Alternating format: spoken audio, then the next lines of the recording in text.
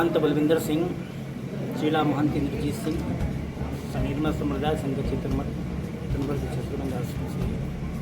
महाराज, या चेतन मठ में विविध कार्यक्रम कराए जा रहे हैं, सारी बातों पे प्रकाश डालिए। जैसे आज जो है महंत प्रीतम सिंह जी की चौथी बरसी का समागम किया जा रहा है संतों द्वारा, जो में हमारे जो खास संत महंत हैं अनेक मठों से आकर के यहाँ पे जो है वो पधारेंगे।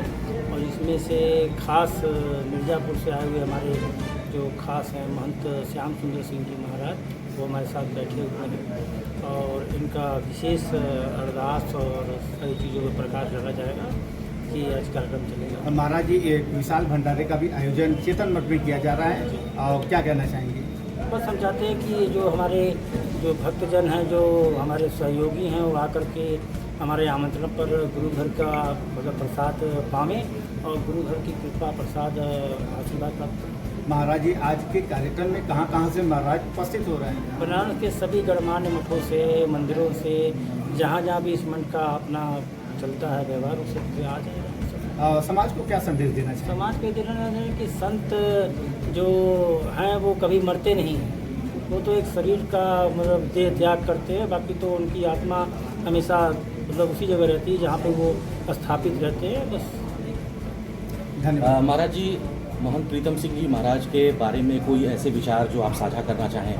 बस यही कहना चाहते हैं, वो हमेशा उनका यही प्रेरणा था कि हमेशा मठ, जहाँ पे मठ होता है, मंदिर होता है, या फिर जहाँ पे हम लोग महंत चुने जाते हैं, वहाँ पे हमेशा धार्मिक कार्यक्रम का आयोजन होना चाहिए और हमेशा भंडारे का आयोजन होना चाहिए। विविध प्रकार के कार्यक्रम को होना सुनिश्चित होना चाहिए और लगातार गुरु घर में लोगों को आना चाहिए। और उनका यही हमेशा सा संदेश रहा है कि आकर के गुरु घर का प्रसाद पावें और गुरु घर से जुड़ें और गुरु घर की खुशियाँ प्राप्त करें।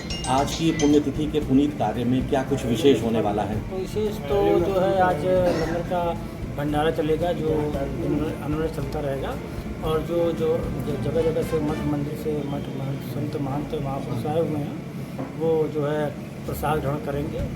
लगभग कितने श्रद्धालुओं के शामिल होने की संभावना है यहाँ? करीब 250 से 300 आदमी जो हमारे खास हैं।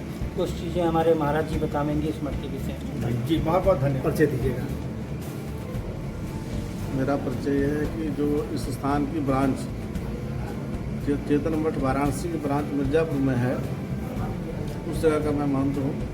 और क्योंकि ये जो जिस स्थान पे हम आप इसमें बैठे हुए हैं, ये निर्मल संप्रदाय का प्रथम पीठ है। इसके पहले निर्मल संप्रदाय कोई भी पीठ नहीं हुआ करती थी, ना ही निर्मल अखाड़ा हुआ करता था, ना ही कोई पीठ होती थी, ना ही कोई मठ होता था। सर्वप्रथम यह स्थान जो है निर्मलों का यह स्थान है। और इस तरह से कहा जाए एक तरीके से तो यह स्थान जो है निर्मल संतों की माँ का स्वरूप है। और यह बड़ा अद्वितीय और बहुत सुंदर, क्योंकि लगभग इस समय यहाँ पे जो सेवा करने की जो की श्रृंखला है, उस श्रृंखला में 55वें या 56वें महंत जी हैं हमारे बलविंदर सिंह महाराज। इसके पूर्व महंत बावन भगवान सिंह ने बड़ा प्रयास किया इस स्थान को आगे बढ़ाने के लिए।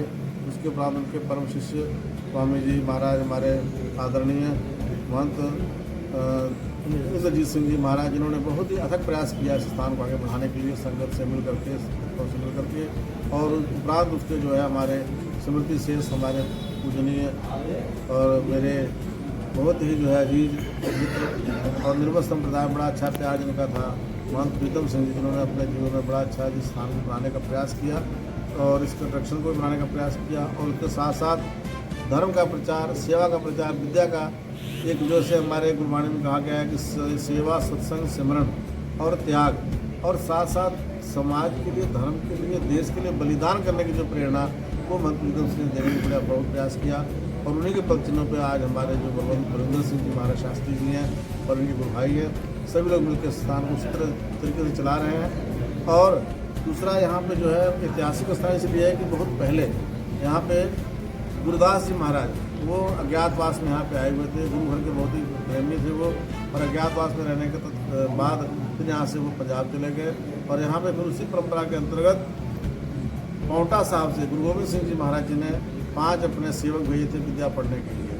तो उसी हिसाब से वो पंच प्यारे जो है, जो बाद में खालसा पंथ की स्थापना जो आप सुनते हैं बार बार जो है आनंदपुर साहब में, उस खालसा पंथ की स्थापना से 13 वर्ष पूर्व निर्मले संतों को साज करके उनको भगवे कपड़े पहना के हाथ में कमल दे के भेजा विद्या पढ़ने के लिए, और यहाँ पे विद्वानों के द्वारा उनको विद्या दी गई, और उसी क्रम से विद्यालय की परंपरा चलती रही, और आज भी उसी ढंग से विद्यालय की परंपरा चल रही पंजाब से, और हमारे बहुत सारे विद्यार्थी आके विद्याधन करते हैं। और हमारा एक सौभाग्य है हमारे निर्मल संप्रदाय का, यह पीठ जो है जो सर्वप्रथम पीठ थी, आज भी वैसे ही जो है चल रही है, वो भी चल रही है, वो सुंदर ढंग से चल रही है। और जैसे कि मैंने आपको बताया, इनका जो मोटो है, जो सेवा का, सिमरन का, त्याग का, बलिदान का, वो अनवरत उसी ढंग से चल रहा है। आज भी यहाँ पे देखिए लंगर का आयोजन, और उसके साथ साथ खड़ दर्शन साधु समाज पूरे काशी के यहाँ पे आज यहाँ पर उनका आगमन होगा, सभी महापुरुषों का, और आदरणीय हमारे जो गुरुजन जिन्होंने हमको विद्या दी उनका भी आगमन होगा, और उसके साथ साथ उनके शिष्य जो है हमारे जो विद्यार्थी हैं लोग, उनका भी आगमन होगा, भक्तों का भी आगमन होगा, जिनके सहयोग भक्तों के सहयोग से कार्यक्रम होता है। और हम चाहते हैं कि आने वाले समय में भक्त लोग जितने भी यहाँ के आश्रम के जो भगत लोग हैं वो इसी तरह से मिल करके इसको और सुंदर बनाए, कार्यक्रम को अच्छे से बनाया जाए, ताकि महापुरुषों की याद, महापुरुष को भी मरते नहीं, साकत मरे संत सब जीवे। कबीरदास जी कहते हैं जो है, संत वो क्या रोइए जो अपना के रह जाए, रोज साकत वापरे जो हाटे हाट बिकाए। कहते संत के मरने से संत के मरने कोई दुख नहीं होता है, क्यों? संत तो ज्ञानवान है, और वो अपने जो है वो ज्ञान स्वरूप में रहता है, और जो है वो जब पंचभौतिक शरीर त्यागता है तो संसार में चूँकि सभी त्यागता है पंचभौतिक शरीर, लेकिन संत जो है वो मरते नहीं, सागत मरे संत सब जीव है। और जैसे कि आज मैं देख रहा हूँ कि इस जगह का प्यार हमारे नगर के सभी वर्गों, शिक्षा जगत से लेकर के, विज्ञान जगत से लेकर के, और विद्यार्थी जगत से लेकर के, संत समाज से लेकर के, और व्यापारी समाज से लेकर के, साथ साथ जो हमारे मीडिया बंधु उनका बड़ा प्यार है इस स्थान से, क्योंकि हर एक कार्यक्रम को बड़े सुंदर ढंग से प्रमोट करते हैं, और उसको दर्शाते हैं कि भाई इस स्थान से क्या संदेश जा रहा है, और यह अनुकरणीय है। और इसी का हम लोग जो है अवलोकन करके यहाँ उपस्थित होकर के दर्शन करके गुरु महाराज का प्रसाद आशीर्वाद करके अपने जीवन को सफला करें, यही है हमारा उद्देश्य इस आश्रम का। और हमारा भी ये कहना है, हमारे मंदिर का भी ये कहना है, हिंदू संप्रदाय के स्थान ऐसे उत्तरोत्तर प्रगति करता रहे और समाज की सेवा। बहुत बहुत धन्यवाद गुरु जी। ओम शांति शांति शांति। वाहे